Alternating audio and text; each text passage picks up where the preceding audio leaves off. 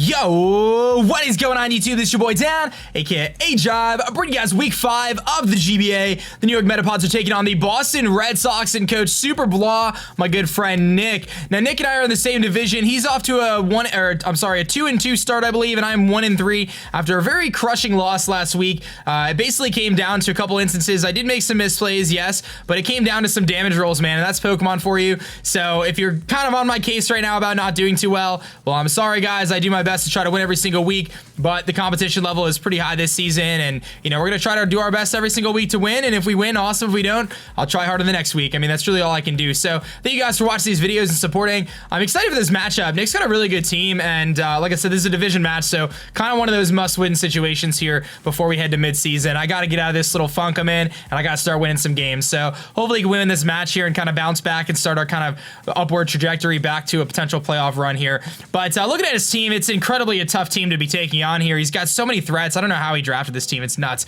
But kicking things off, he's got that Kyurem Black, man. Thing is an absolute monster. One of the best wall breakers in the game. An insanely high attack stat. Really good special attack stat. And there's very few things that can switch into a Kyurem Black's offensive moves. Very, very scary. He's got a Mega Venusaur. The Mega I almost chose, and I'm kind of wishing I did now that I have to face it again. But Mega Venusaur is very, very bulky. Can be offensive as well. That thick fat ability does reduce, obviously, the fire and ice type moves and making them do half damage or neutral damage since it is weak to it. Otherwise, you got to hit it with psychic types or flying types to get it super effective. So a little tough there to take down that Venusaur. Speaking of bulk, he's got the perfect defensive pair for Venusaur, which is of course Skarmory. Skarmory resists flying and psychic type moves, and the things that Skarmory is weak to, most of the time Venusaur covers them, like electric types and stuff like that.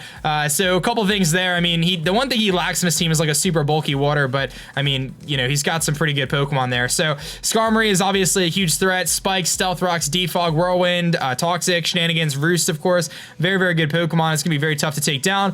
Jolteon, really fast threat. Jolteon and Alakazam, two really fast, especially offensive Pokemon. Hopefully they'll be dissuaded in this match because of my Chansey. He might not bring them in fear of Chansey. He might bring the Alakazam because of Side Shock, something like that, but hopefully he can make it work. That Jolteon, obviously always scary to face a Jolteon. But, you know, it's usually not too strong from the offensive side unless it's Specs or Life Orb, so it definitely needs that for extra power, so we're going to have to play around that. He's got that Feraligatr, of course, as well. Feraligatr is just a monstrous threat, as you probably know. It could run a Sheer Force Life Orb with Dragon Dance. He could run a Lumberry variant, allowing him to take a Will-O-Wisp for my Rotom. Feraligatr is a huge threat that can set up with those Dragon Dances and put in a ton of work, so we have to be very careful of that. Darmanitan, most likely going to be Scarf, potentially Banded if he brings it.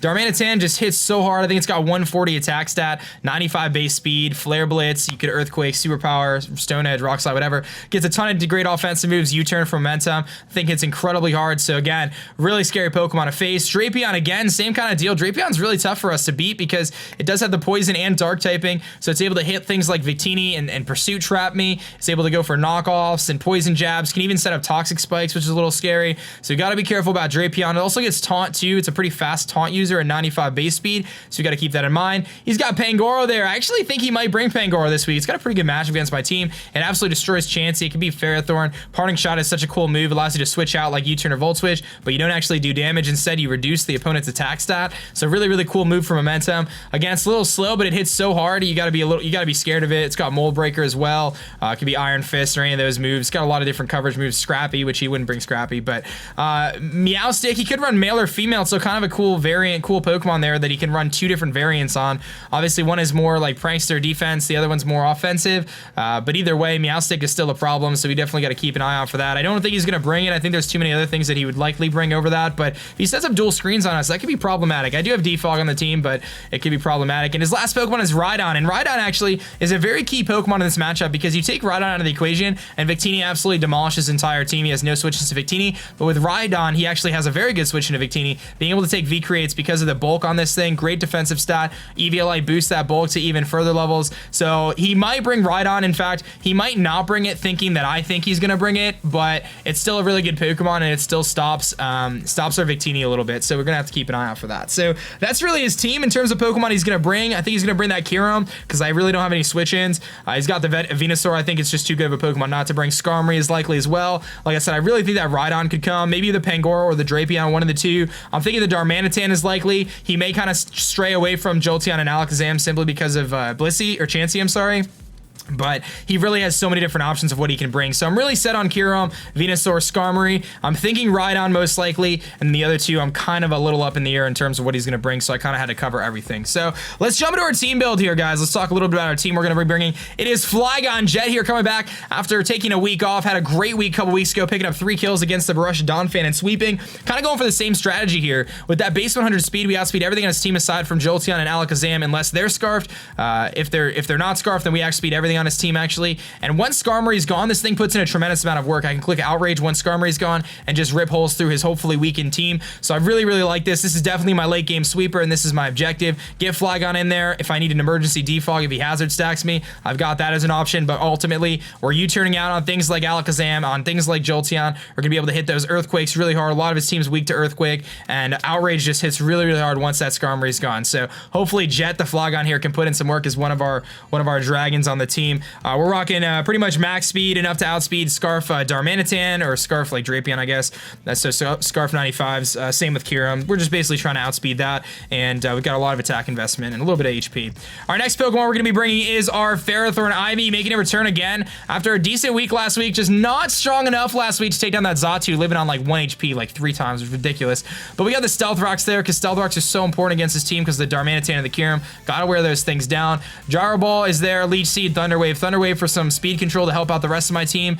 We've got the Gyro Ball there with the negative speed nature. We actually do a tremendous amount to Kyurem, and my only switch into Kyurem honestly is Ferrothorn. So if he doesn't have HP Fire on Kyurem, we're in a lot better shape. But if he does have HP Fire on Kyurem, I need Ferrothorn to be able to live the HP Fire and fire back a Gyro Ball and knock that thing out. That's like our only response to Kyurem Black. It's so scary, dude. Like, I have nothing for Kyurem Black, so I really, really need Ferrothorn to be the one to be able to take those hits. And it's scary because, you know, Kyurem Black is just such an offensive monster, but we're gonna have to make it work. So I just have no switch-ins, man. But we got the T-Wave there as well to hopefully spread some paralysis around, especially if that Jolteon doesn't come. We get free T-Waves, and that could be really helpful for the rest of our squad.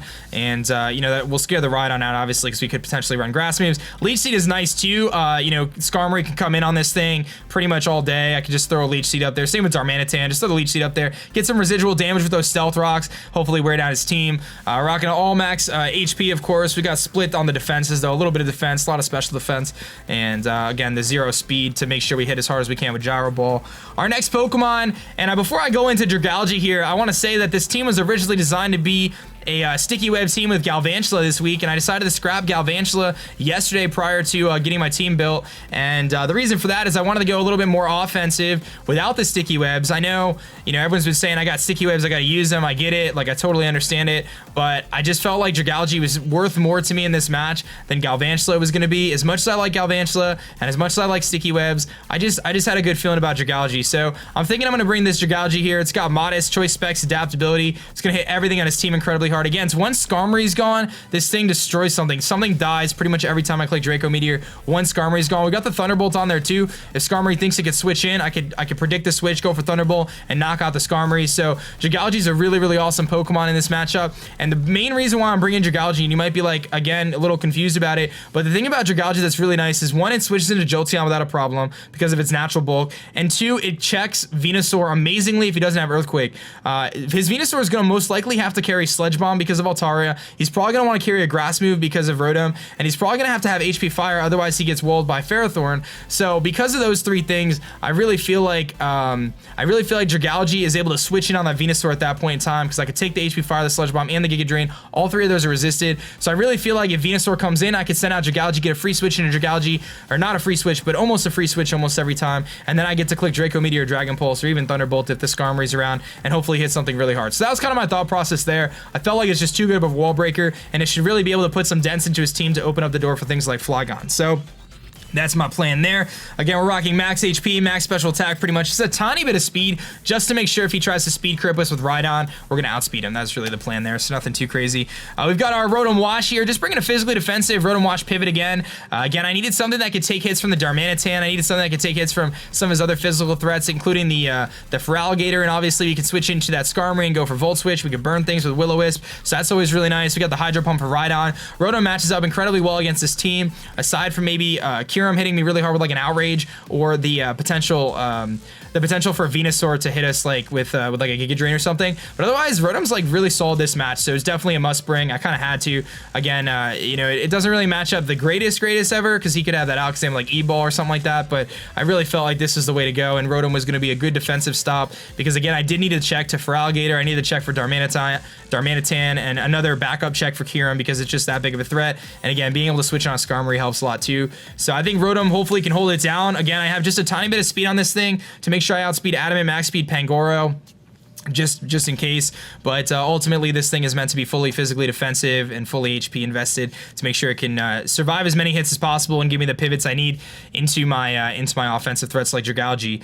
The next Pokemon is going to be another offensive threat. I decided to bring a lot of offense this week because I felt like I really want to put the pressure on him, man. I really got to put the pressure on, break down some walls, and make it happen. So we're bringing Blueberry here, the Metacham. Off to a rocky start this season. I haven't really utilized it as well as I wanted to, but we've got the high jump kick, Zen Headbutt, Bullet Punch, and Fake Out. Fake Out, Bullet Punch, great combination there to hit things, you know, get the flinch, and then I got the priority there to hit the Kyurem, of course, which is very nice, and some of his other threats, mostly like Alakazam, just frail threats.